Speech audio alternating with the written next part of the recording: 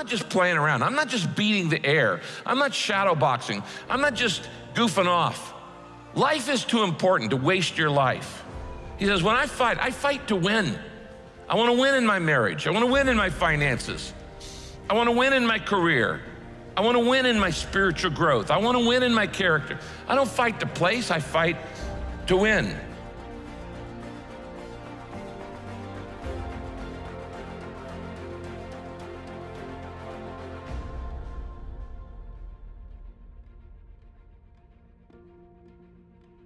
Your toughest work is defining what your work is. He put it in broad terms. This is very specifically what he's talking about.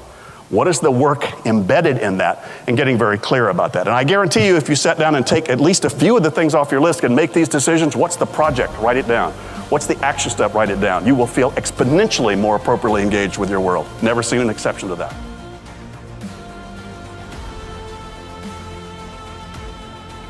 You come to Hollywood and you're chasing this dream, you want to be an actor, you know? Like, there's not a ton of milestones that are crystal clear that you know what they look like. Because for the most part, the things that are gonna help you get to your goal are movies that haven't been written yet, they're jobs that haven't existed yet. You're kind of giving yourself over to this thing saying like, please, I don't want to be a waiter anymore. I want to be an actor, you know? Yeah. And that's that. And so there's very few things that are crystal clear, like images of what you would want. But one of them is to work with an icon, to work with somebody like a Steven Spielberg. And so so that to me was one of, you know, my goals. You wouldn't even want to say it out loud because it'd be so ridiculous to say, yeah. What do you want to do, kid? Well, I want to work with Steven Spielberg. And they'd be like, nah, I don't know, you know?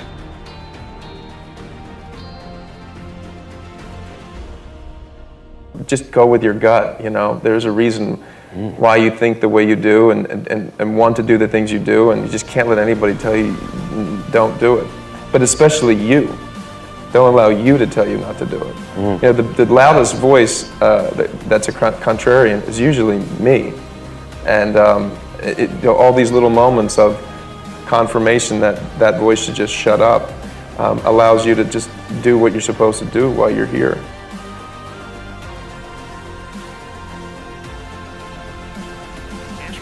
What if no one ever bought any of my work? What if I'm never going to sell a book or publish a book or a short story? Are you going to continue to write? And if the answer is yes, because I have to, then yeah, then you are a writer.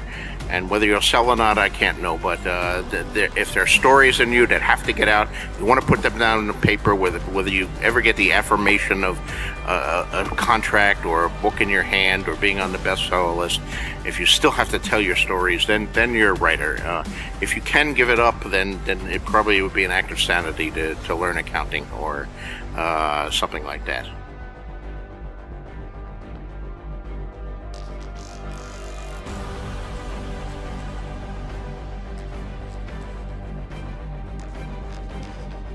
Being on this planet, one of the first things people would say, if we were all dumped down here, let us say there were only 10 of us, and we were dropped into this planet already formed.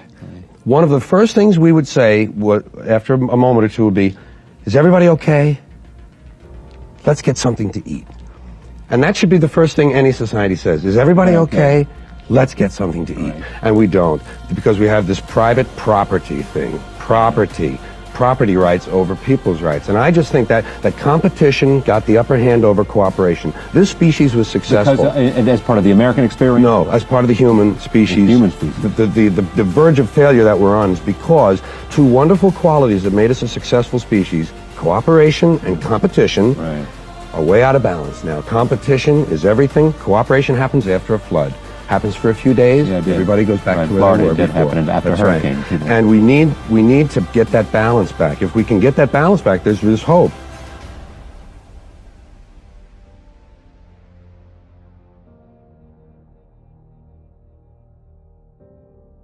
I think people need to sit down and clarify what experiences are you really looking for in your life. And that doesn't necessarily mean, it can include lots of money, but it can also include, what do you want to experience with that money? A sense of freedom, a sense of service, a sense of providing value to the world, a sense of confidence and self-efficacy, what is it that you're after? So there's, in my own, explorations in the whole personal growth and self-awareness, game for years, I've been involved in that pretty seriously. There's an exercise that say, well, what do you want? I want a red Porsche. Great. What experience do you think that's going to give you?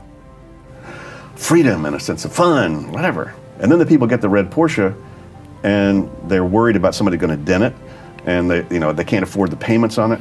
They didn't really get the experience they were looking for. What happened? They got the symbol, but they didn't get the inner experience. But if you want the experience of freedom and fun, you can have that this afternoon. Doesn't mean you shouldn't have the red Porsche, but it just means that if you start to focus on the inner experience, what would climbing the corporate ladder give you as an inner experience? Why do you want that? What's important to you about that? And it could be I want to provide, for my family, for after I'm gone. So there's a sense of building wealth or building net worth or building assets, for the people around you that matter to you. There's no right or wrong about any of your answers to this, but I think getting clear about whether you want to do that or whether you want to get there because you want to be able to impact a much larger segment of the world for doing good or taking it over, I don't know, or whatever you want. But I think that's the key, is being able to externalize and start to become objective about, well, what is it that you're after?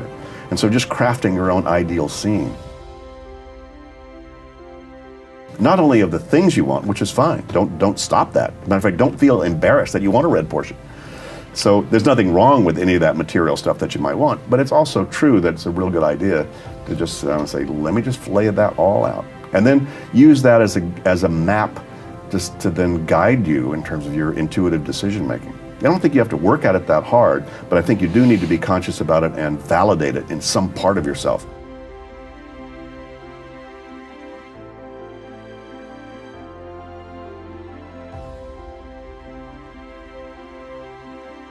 Don't take no for an answer. If it's not working well that night, it's not you, it's the audience. Blame it on the audience. Because if it worked on Friday night, it ought to work on Saturday, and if it doesn't, it's their fault. It's oversimple, but you know what? It works as a formula. Just go on and do the Sunday night show and forget Saturday night. Keep kicking them in the nuts.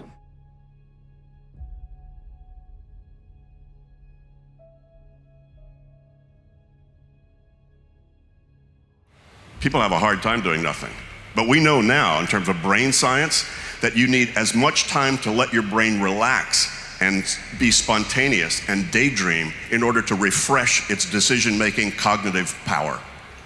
Because you only have a limit of that. And so if you're not napping, if you're not getting enough sleep, if you're not backing off and letting your mind just relax and wander, then you're sub-optimizing your cognitive abilities. So, yeah. Most people procrastinate, though, because they're afraid of stepping into something you don't feel like you can be successful at. So just the simple idea of deciding what's the very next action I need to take. Oftentimes, people's lists do not have next actions.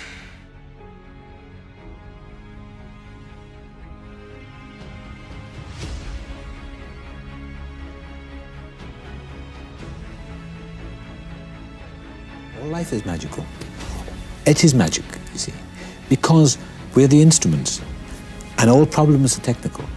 Once you can go through those problems without avoiding them or backing off from them, because it's like fear. You go through it. You go through the problem, confront it and go through it, then you have release. Stanislavski called it the plane of inspiration that takes off from the runway. And the runway is the technique. The runway is the getting on with it. And the plane will take off. If on Tuesday night, however, it doesn't quite take off, it doesn't matter. You can't stop the plane and say, well, I'll go back because I don't feel it tonight. You get on with it technically, and then on Wednesday night, probably it's going to take off again, as long as you're relaxed. But it really is, it's kind of being on automatic pilot. And I think it comes after experience. I think it comes out, and I think I feel in the happy state of mind now that I have 15 years or 20 years of experience behind me. And I think it's used well, and there's a lot of positive out of all the anguish and the pain and discomfort. And there've been good times, there've been negative times. But Olivia said once, when he was directing Colin Blakely in June and the Peacock, and I was in June and the Peacock, and he said, you have to find the middle man. And Blakely said, what do you mean? He said, find the middle man, that ease of playing a character. And Blakely said, I only have until next week. And he said, you won't do it next week. It'll take you the rest of your life. And it's really relaxing and letting go. You know, the booster that puts one into outer orbit, the aggression, the arrogance and the ambition and all that, that's all very necessary. But there's a time when one has to let go. And I guess I'm in orbit. And all I have to do is rest assured that it's going to be okay and do what is required of me, you know. Keep in practice, keep working. I'm going back to the theatre. I want to go back to the theatre. And I'm being kind to myself. That's all I can say, really. Then the magic happens. Schofield is right. You get on with it. John Dexter told me in New York, he said, just get on with it. Don't analyze. Do it.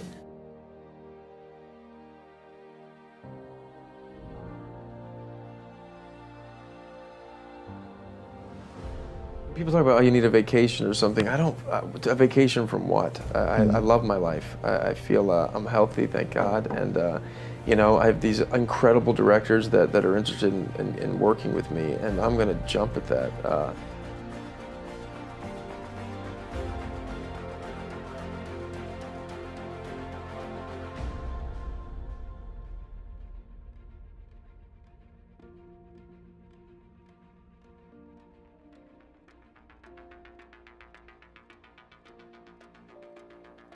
You don't make excuses for the failure, you grieve it. You feel the pain.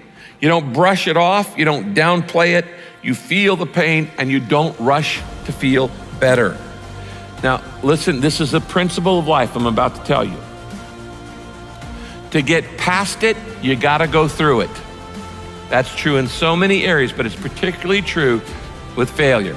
To get past your failure, that failure in your life, you gotta go through it. You can't go around your failure, you can't go over your failure, you can't go under your failure, you can't ignore your failure. You need to grieve the failure.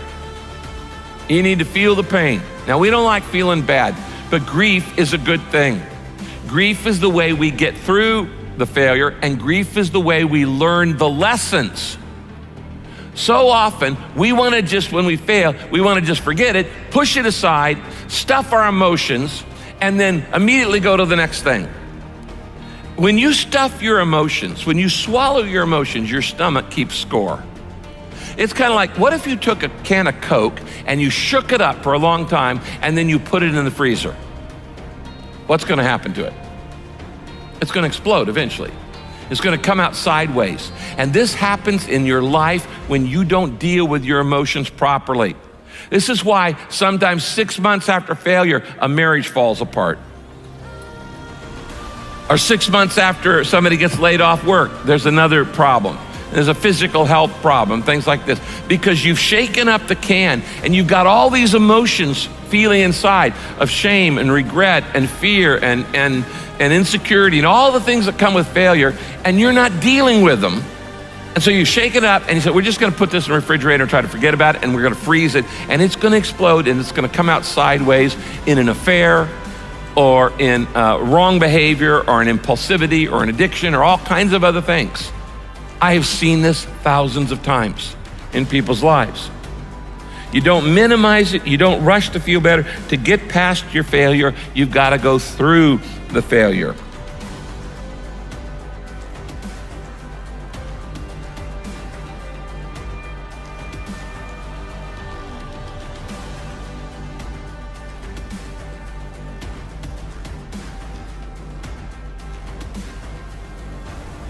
You see, every time you make a decision, what we're talking about here is clarifying your values. Every single time you make a decision, you are basing it on unspoken values. You have a grid in your mind. You've never even thought about this, most likely, but you have a set of values in your mind, and every time you make a decision, I'm gonna do this and not do that, I'm gonna buy this and not buy that, I'm gonna spend my time and effort and energy on this and not on that, you are showing your hidden values. The problem is most people have never figured out what they are, where they came from, and whether they're valid or not. So really the secret of success is clarifying your values. This is a skill you need to learn. What is valuable to me and what is not valuable? Every time you make a decision, you reveal your values. My question is, do you know where your values came from? How are they working out? Is your life working out with those values? Do you know where you picked them up? Are they working for you? Your values in life determine your stress, determine your success and determine your salvation. Now, you may not realize this, but your values could be causing stress in your life. Unclear values cause confusion.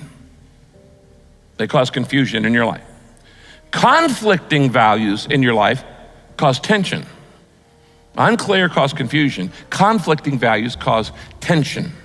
False values create deception. And the wrong values create dysfunction.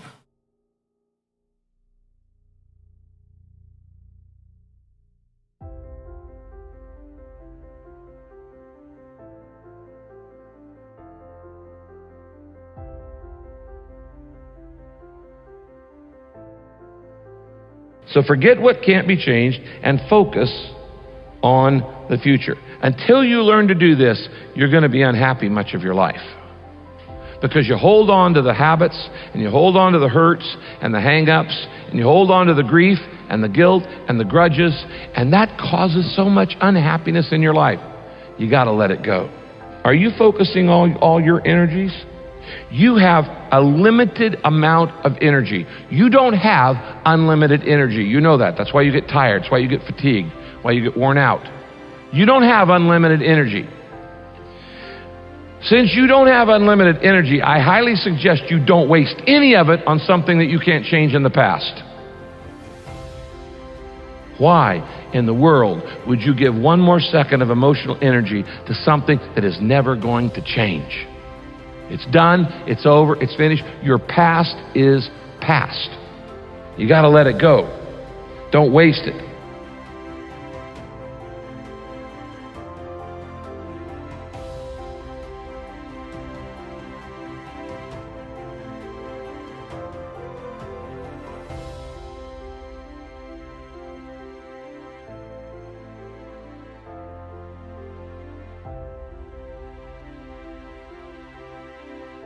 Actually, mess is cool.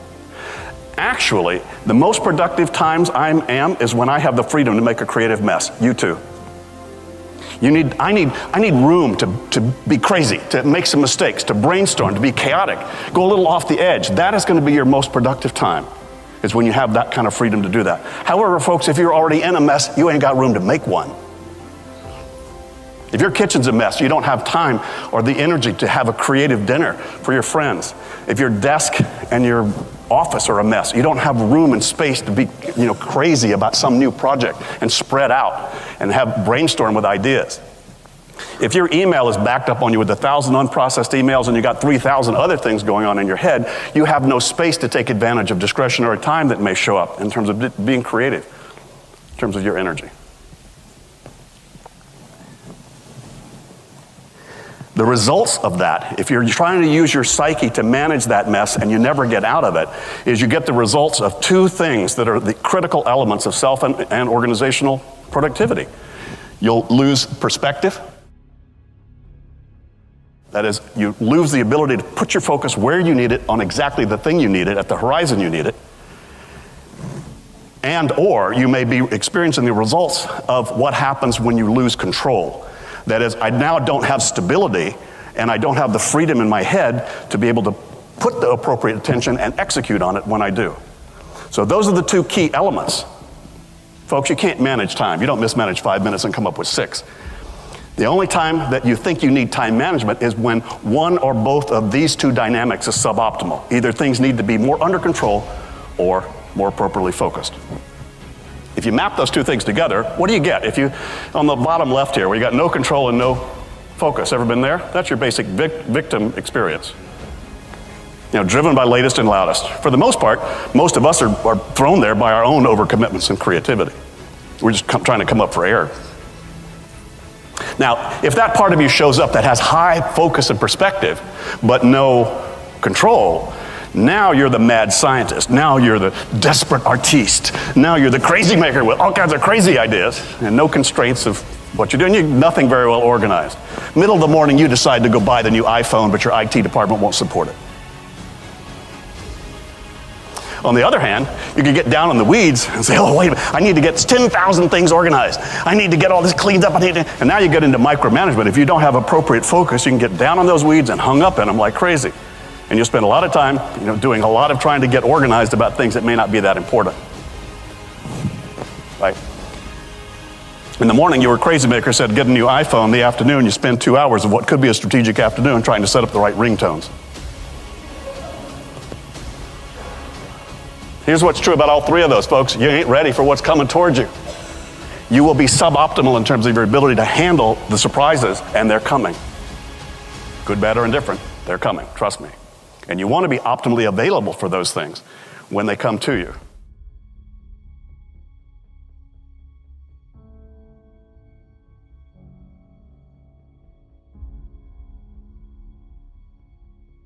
That's what we all do. We get to a certain age, we all stay in our comfort zone with our recliners watching television day in and day out.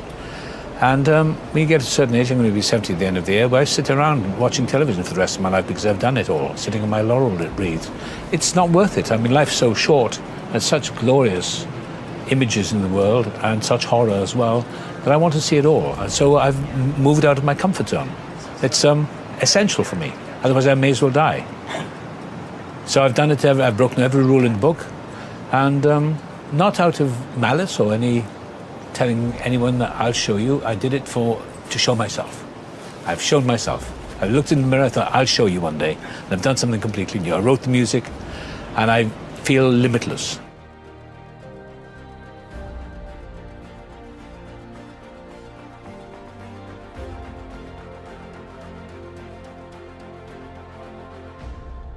I woke up every morning excited. I was completely jacked. I've never been more excited to go to work every day as I was on this project. At the end of the day, I'd never been more drained in my life. But somehow, some way, I found the energy every morning to get up and just go for it. And the further we got into it, the more Wayne was just like, okay, do what you want to do. Do what you want to do. And I never had that kind of freedom before. I just want to get better. I want to get better, and I want to work with great people. It's really simple.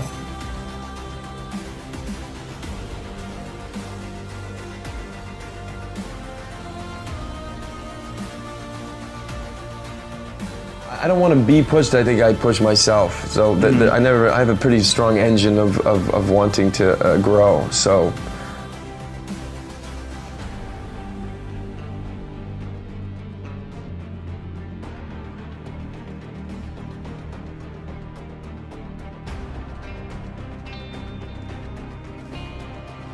I did with moments, when I was learning the script and I thought, well, this isn't going to work. I mean, how can I do it? But I used to write notes to myself, little letters to myself, and put them on the desk saying, you can do anything with faith. You can move mountains, and trust and let go and all that sort of thing. And I used to just throw myself into it. And then when the negatives came to my mind, I would put positive sounds in my head. I'd say I can do it, and I used to meditate and visualize myself doing it. And I used to visualize myself on like a kind of, try and visualize myself doing those sort of fanning cards and springing them, and gradually, surprising the power of mind, what happens, your muscles begin to respond. It's like anything really, if you're playing the piano or driving a car, it comes through relaxation.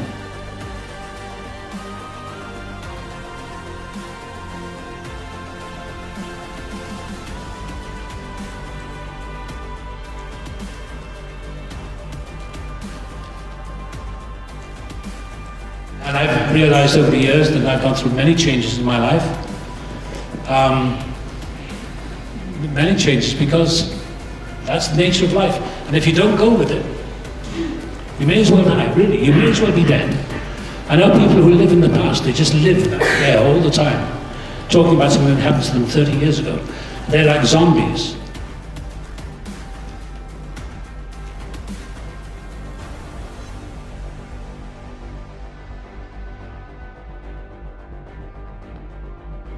I suppose we compensate for our lives, for our lacks, if we choose to. Because I felt so lacking as a child and in my adolescent years and early adult years, I through anger, or resentment, or drive, or ambition, or whatever. I found my way somehow.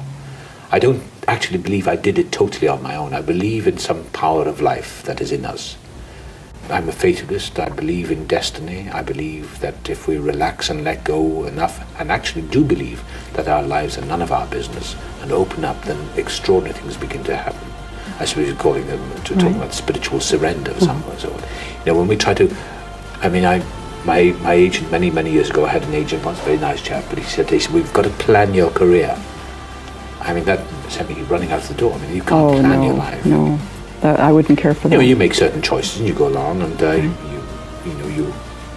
you chart the rapids and the rocks and the shallows and the depths and so on and so forth. But you can't really control your destiny. You can't really control things. You just have to let go and follow it.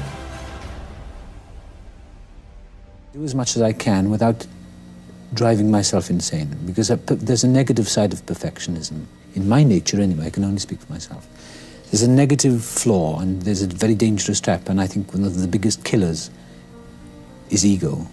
And when it's the negative side of perfectionism, when one starts playing God, you know.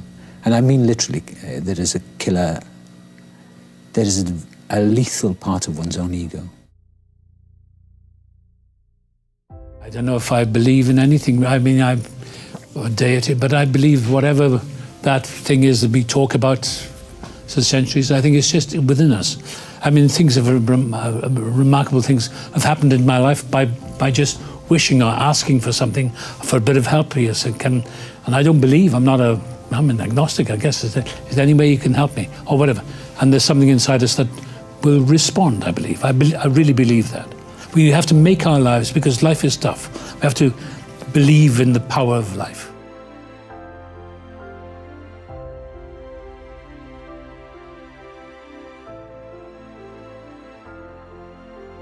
It's not enough to have a great idea and the focus and the conscientiousness to see it to fruition. You must have the strength and the resolve and the courage to pursue that idea even when the rest of the world thinks you're insane.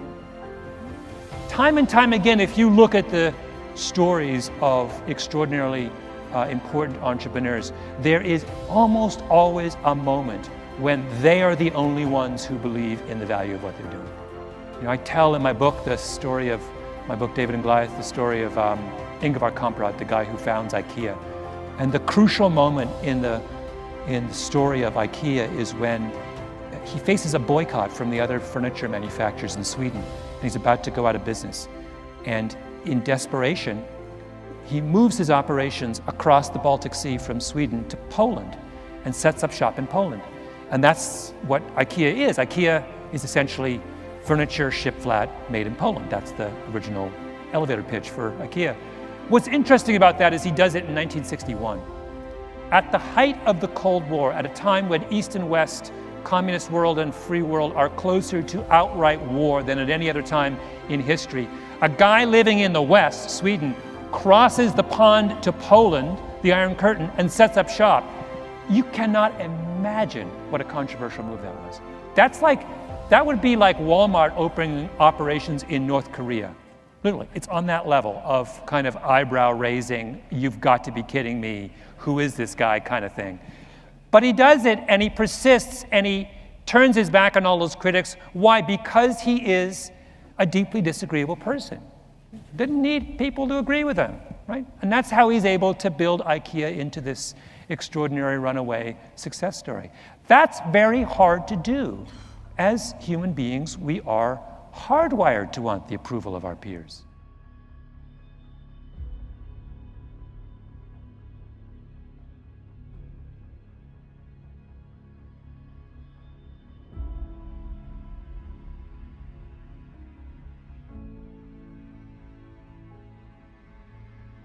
Look, you want to get your work ethic so high that people actually admire you. I'm going to ask you a question right now.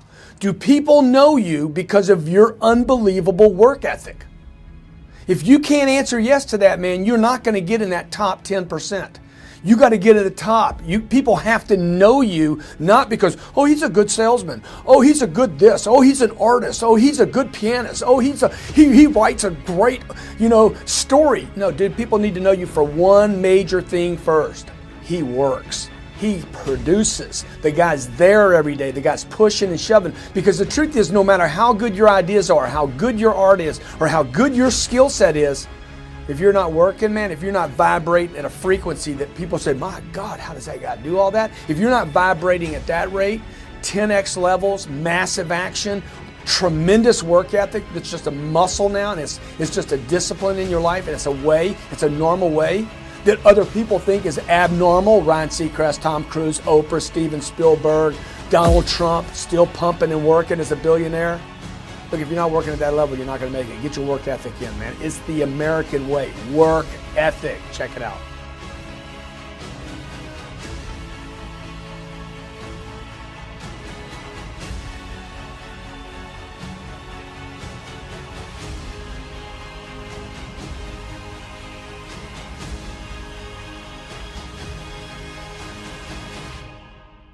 Failure is a part of the learning process, right? What's the risk of failure? What, you'll be embarrassed, or risk of failure? How do you distinguish failure from learning in your whole life?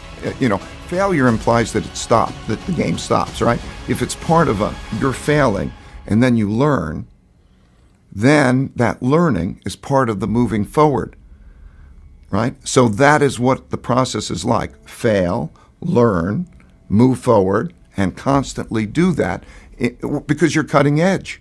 You're going where people haven't been before in inventiveness.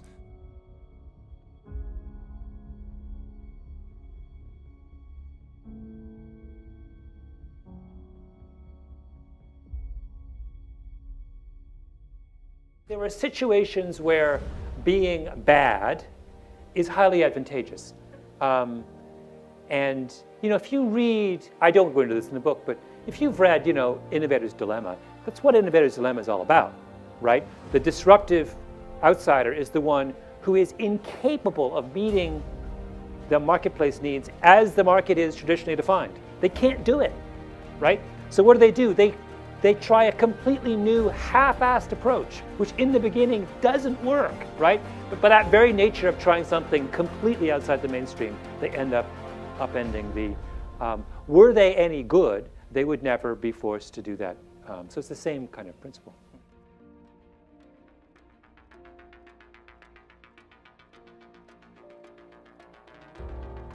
When you put forth effort, you get reward. When you throw your heart and mind and soul into something, you get something back.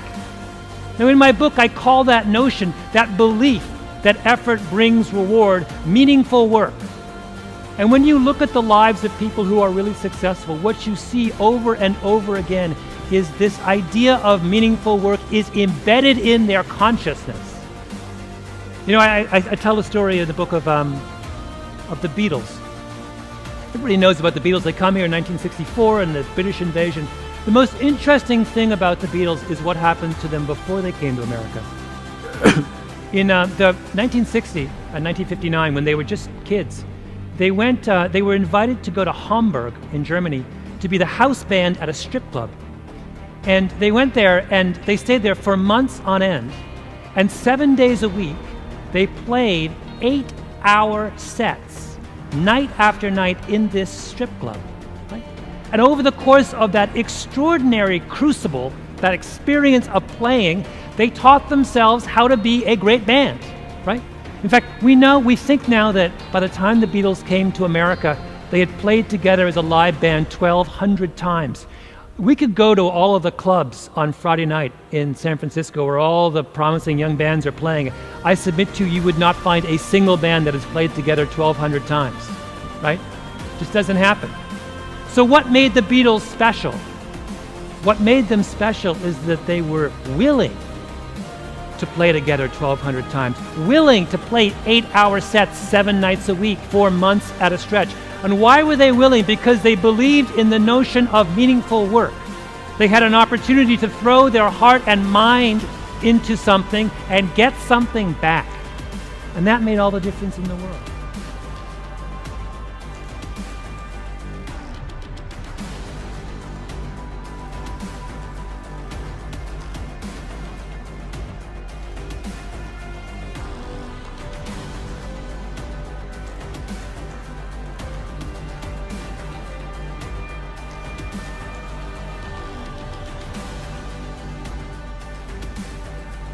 All of us have things we want to change in our lives.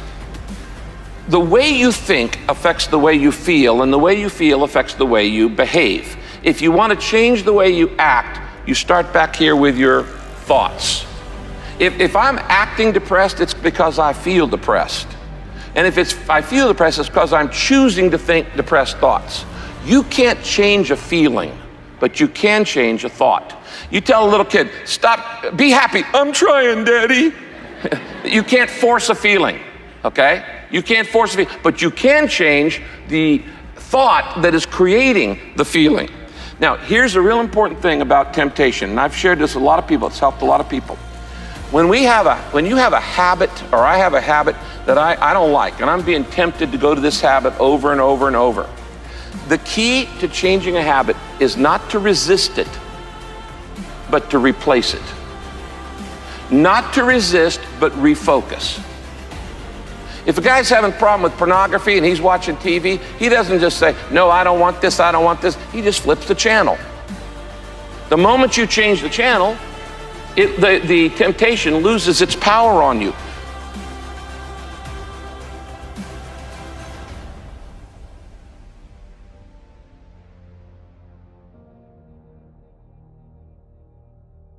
The fact is, everybody's got flaws. Nobody's perfect, but the definition of flaw is 100% subjective. Because what we might think is a flaw in our culture is a beauty mark in somebody else's. Right.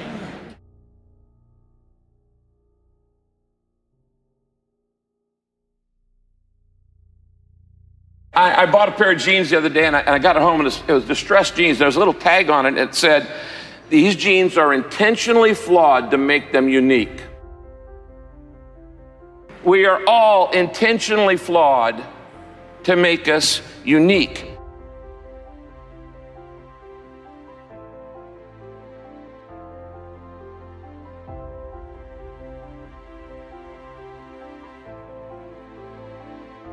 There's not a single guy who's ever learned how to play football by reading a manual on it. Not one. Let's just go out and start throwing me some passes. Let's go out and shoot some hoops. Let's go out and play catch.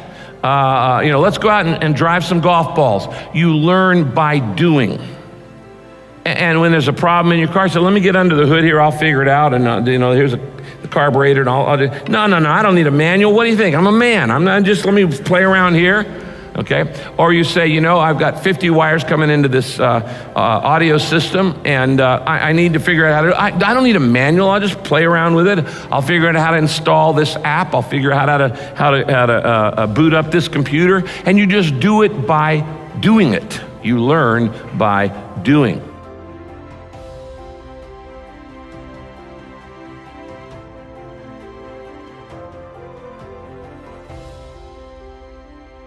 When you learn what it really means to be gentle, the world's yours. I mean, it's your apple. You're in charge. It's not driving you, you're driving it. Now, in our hard driving, ego-driven, market-driven culture, you don't hear a whole lot about gentleness. And the reason why is we don't understand what it really means to be gentle. We think gentleness means weakness. The gentle are the strongest people on the planet, and the earth will be theirs. It's the weak people who are arrogant. It's the weak people who are prideful. It's the weak people who are pushy and rude and mean and gossip. Those are weak people. He said the truly strong people in life are the gentle, and the world will be theirs.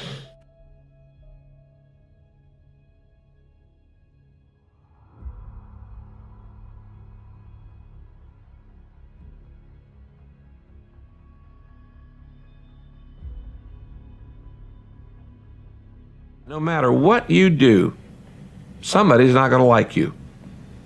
You cannot please everybody. You can't please everybody all the time, or even part of the time. So here's the thing I would say to you. You don't need other people's approval to be happy. Now that's an important thing. We think if I can just get everybody to love me, I'll be happy. No. First, you're never going to do it. And if, like, some of you have been trying to get your parents' approval, and they're like dead, or they're elderly, and if you haven't got it by now, you're not going to get it. But here's the thing, you don't need it. You don't need anybody else's approval to be happy.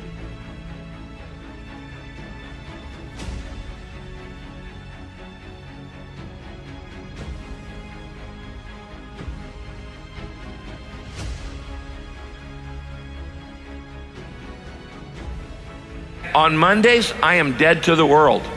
I do not take calls. I do not read email. I do not take text messages. I sleep in, I get up, I play around the house, I go to lunch with my wife, we relax in the afternoon, and Monday evenings we do family night with our families, who I now have grandkids that are involved. And we've kept that religiously, we've kept that faithfully over the years, and it has kept me from burning out under enormous pressure.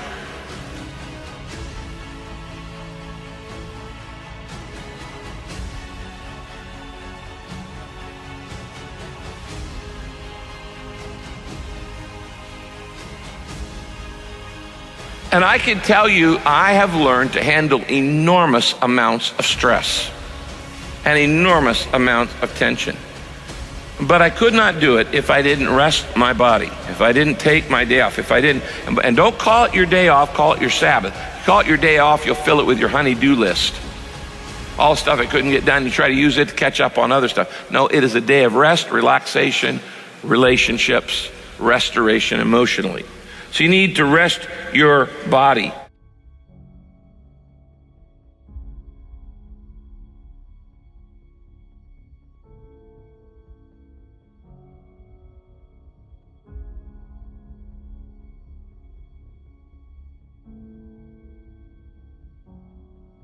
Knowing how to recognize what's important and what's not important.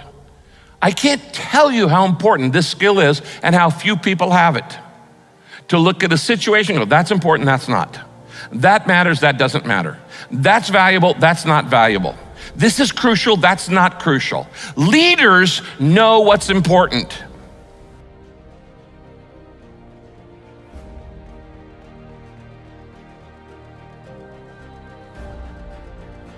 And they focus on that and they forget everything else.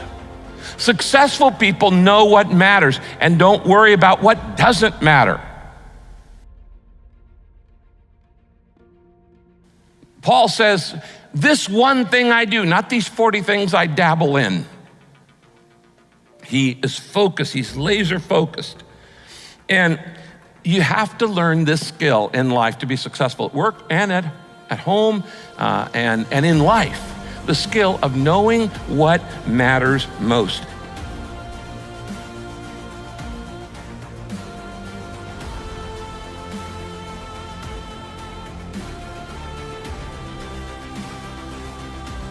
Examine your own conduct. And what you do is you look and you say, what was I good at each stage in my life? And what did I enjoy doing at each stage in my life? Here are the two things. I'm good at it and I enjoy doing it. Now, there's some things that you're good at and you don't enjoy. Don't worry about that, okay? And there's some things, by the way, that you enjoy and you're not good at. I mean, many of you don't know that before I was a pastor, I was a worship leader. I played guitar and drums all my life, had garage bands all the time growing up, junior high, high school, and college. And I actually started off leading worship because I have a passion and I love to sing. The only problem was nobody liked to listen to it. So I loved to do it, but I wasn't good at it. And I didn't have the skills for that. So the key thing is to say, what am I good at and what do I love to do?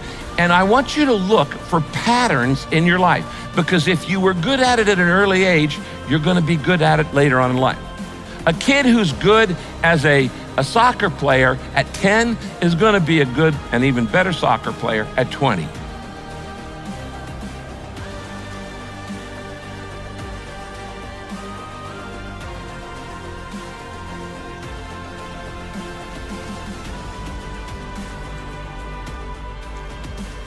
not just playing around. I'm not just beating the air. I'm not shadow boxing. I'm not just goofing off.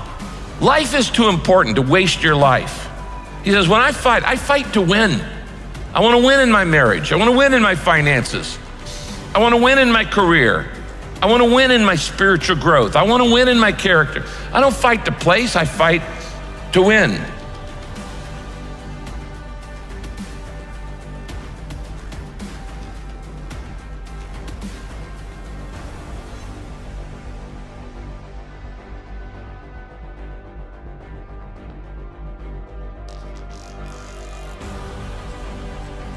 Hey, I want to talk to you today about success. Success, duty, obligation, responsibility. If you approach it any other way, which most people are, most people think, well, I'll be successful if the economy works. I'll be successful if something happens. I'll be successful if I win the lottery ticket. Look, you're not going to be successful if you don't demand it, if you literally don't stake a claim to it and say, this is mine, it's important. You're not going to have it, I promise you. I know. I'm telling you from experience. I spent the first 25 years of my life like a spectator, watching other people get successful and then wondering why I wasn't. Success is your duty. It is your obligation and your responsibility.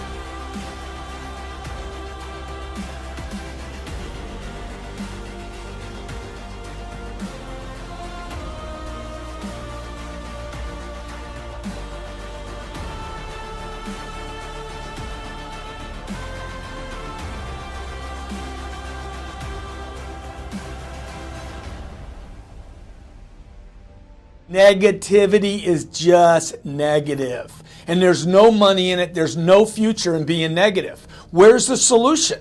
You know, I can't do that. We can't do that. That can't happen. This is wrong. That's wrong. Oh my gosh, taxes are too high. Taxes are too... Dude, it's negative. It is negative. It is negative. Look, there's so much abundance of negativity. That by itself tells you why there's no value in it.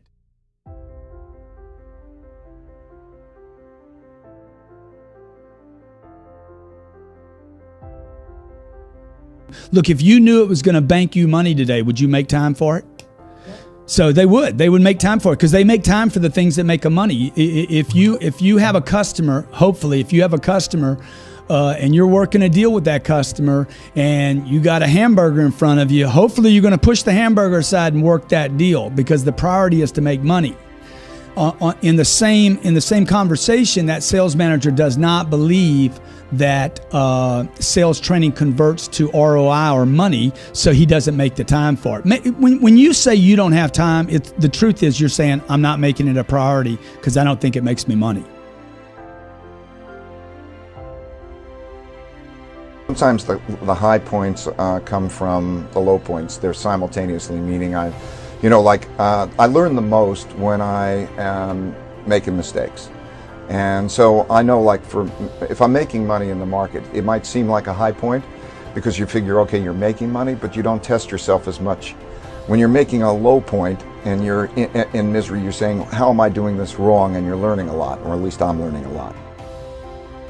One sentence that I try to describe Bridgewater by, and it's meaningful work and meaningful relationships.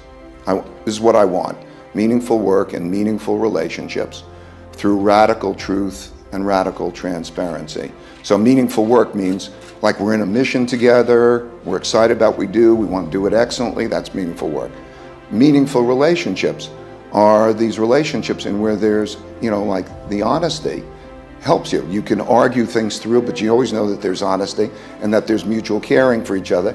Radical truth means that knowing what is true, to be able to deal with reality, whether you like the reality or not, but to know what reality is. Like, imagine if you had a disease, would you want to know that you had that disease, or would you not want to know? I'd want to know. And so to know, if you have a weakness, do you want to know you have the weakness, or do you not want to know? Radical truth and radical transparency means you get to see everything. That's very powerful.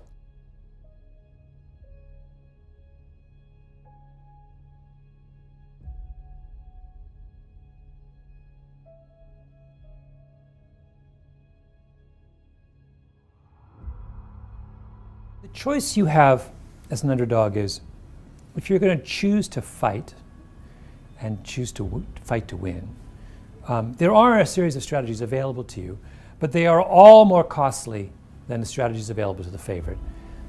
So I give the example of a chapter about a software mogul in Silicon Valley, an Indian guy who coaches his 12-year-old daughter's basketball team.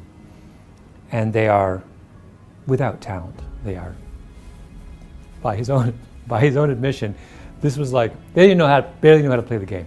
He takes them all the way to the national championships. He does it by, he instructs them, they're going to play the full court press every minute of every game and defend every inch of the court, right? Now, that's actually a very effective strategy, particularly in age class basketball. If you're the underdog, it's really your only chance of winning is to play a really, really aggressive defense. It requires, however, that everyone in your team expend maximum effort every minute of the game. You cannot loaf for an instant. You have to be in really good shape and you have to run yourself ragged and you cannot let up. Most people will not play that way because it's too difficult. If I said to you, we're not going to be doing elegantly designed plays and shooting gorgeous baskets and passing the ball, we're just going to be doing this for the entire game, and you're going to be exhausted at the end. Most kids would say, that's not why I signed up.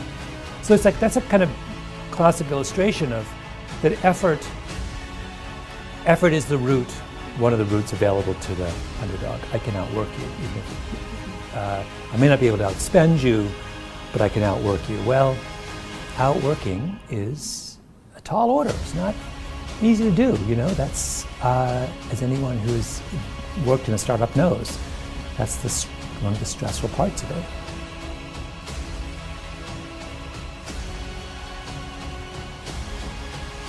When Dick Nisbett, he makes a turn in his career as a psychologist where he goes from, remember, he thinks the fundamental attribution error in the beginning is fundamental. Yeah. And then he realizes, actually, no, it's cultural. And he puts out, and it doesn't refute the fundamental attribution error. It deepens our understanding of it to say, oh, actually, it has roots in Western culture, but you see a very different, and actually, then he writes that book about East-West, which is incredibly fascinating. So he gets two great books out of going back and going over and correcting his earlier position. That, to me, is the model for how you ought to behave in the intellectual world, which is, I think, you should always double back and say, well, no, wait a minute, this is more complicated here. We can kind of do. And contradiction is too strong a word. But you should be constantly revising your conclusions, I think.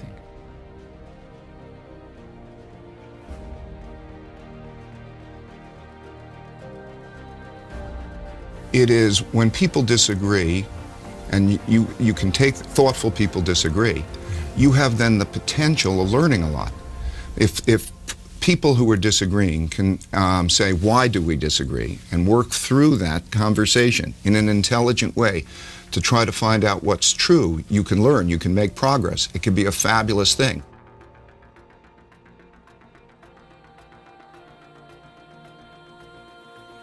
Hey, I have a target. I know that when we don't achieve targets here in my office, the first thing I ask, regardless, the internet department, if it's my accounting department on collections, or it's my sales department, I'm going to ask a question. What is the target?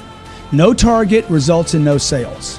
So if you're in parts, if you're in service, look, have a target. Measure that target hourly. If you really want to get results, measure your target every hour to see what did we get in the last 60 minutes. I promise you, do those two simple things. Don't even learn anything about how to sell anybody anything. Have a target, measure it every hour, and I guarantee your sales will come up.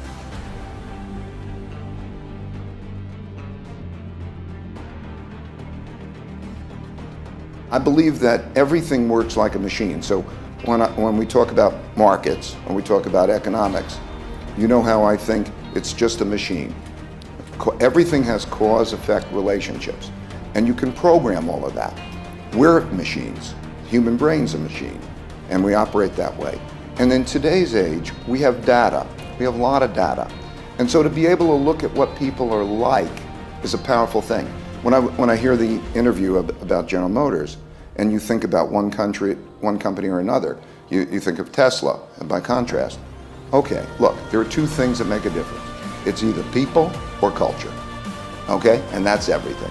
And so everybody's talking about this was done and that was done. Step back.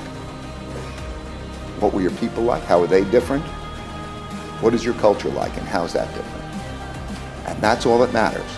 And so if you look at it that way and you compare what the future of General Motors is going to be and the future of Tesla is going to be, or any such things, that's what all that makes up the difference. And you can put data together that shows that, and you can operate in that way, and that's what makes you effective.